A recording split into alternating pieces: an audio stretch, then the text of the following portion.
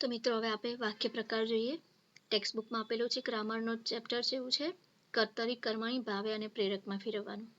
Mostly જ્યારે બી chapter લીધા છે થી, વડે, દ્વારાથી જ હોય છે. શોર્ટમાં સમજૂતી તો આપી દીધી છે. હવે આપણે લોંગમાં લઈ લઈએ. 1 માર્કનું હોય છે. પહેલા આપણે કર્તરી જોઈએ.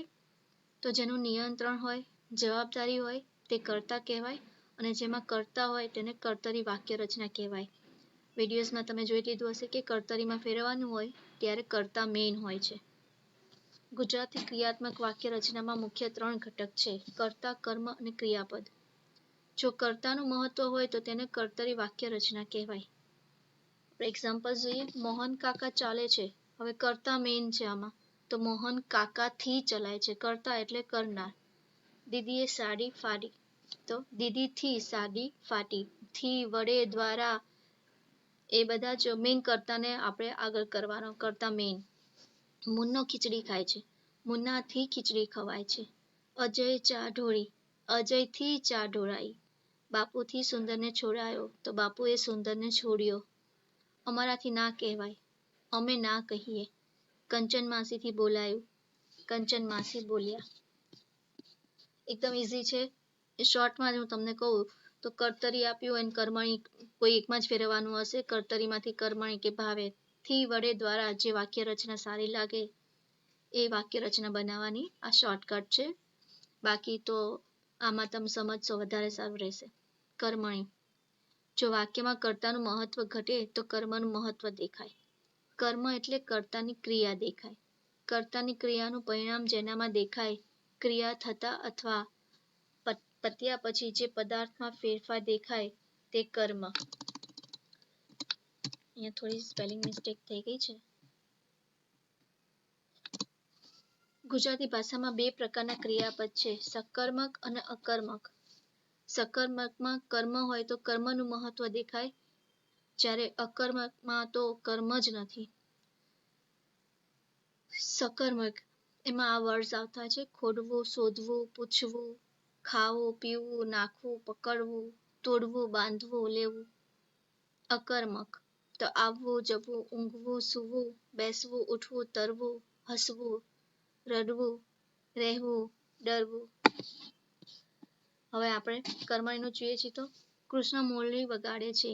કૃષ્ણથી મુરલી વગાડાય છે, તો આમાં મુરલીને ઇમ્પોર્ટન્સ આપ્યું છે. સુહાગણોએ વિદાય ગીત ગાયા. સુહાગણોથી વિદાય ગીતો ગવાયા. બાપુએ સુંદરને છોડ્યો. બાપુથી સુંદરને છોડાયો. મેં તરસ્યાને પાણી પાયું. મારાથી તરસ્યાને પાણી પીવડાવાયું. એક યુવાન દંપતી ભોજન લઈ રહ્યું હતું. એક યુવાન દંપતીથી ભોજન લેવાઈ રહ્યું હતું.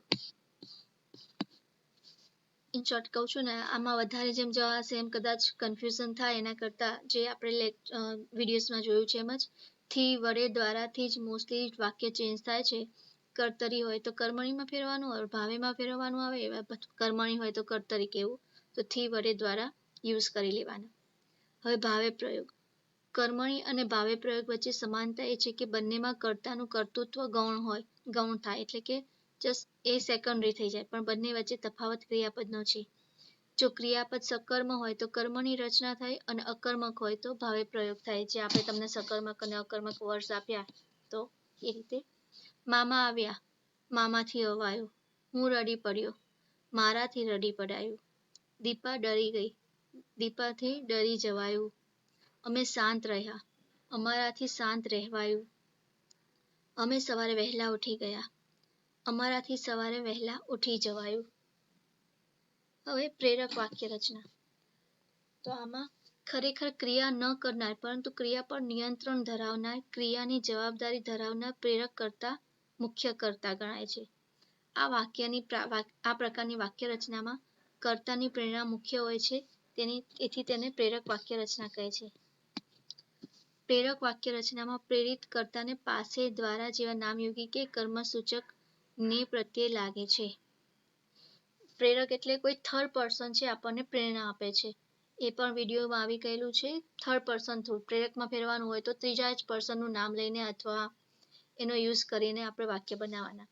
લોપાએ ગીત ગાયું. મમ્મીએ લોપા પાસે ગીત ગવડાવ્યું. રમજુએ શરણાઈ વગાડી. તો વેવાઈએ રમજુ પાસે શરણાઈ વગાડાવી.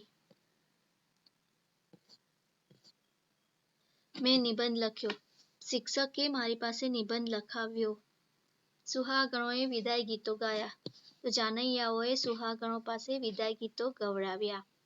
તો અહીંયા વાક્ય પ્રકાર પૂરા થયા. હવે વિશેષણ જોઈ લઈએ. નામના અર્થમાં વધારો કરે તેને વિશેષણ કહેવાય છે. વિશેષણના મુખ્ય બે પ્રકાર છે. એક રચનાને આધારે, બીજું કાર્યને આધારે. પહેલું, રચનાને આધારે વિશેષણના બે પ્રકાર પડે છે. વિકારી વિશેષણ અને અવિકારી. વિકારી વિશેષણ તો જે વિશેષણમાં સંજ્ઞા એટલે કે વિશેષ્યના લિંગ વચન અનુસાર બદલાવ આવે તેને વિકારી વિશેષણ કહેવાય છે. નખરાળું, મોટું, બમણું, લાંબુ, ઝીણું, ડાહ્યું, પાતળું, નાનું, ખાટું. હવે જો એના એક્ઝામ્પલ.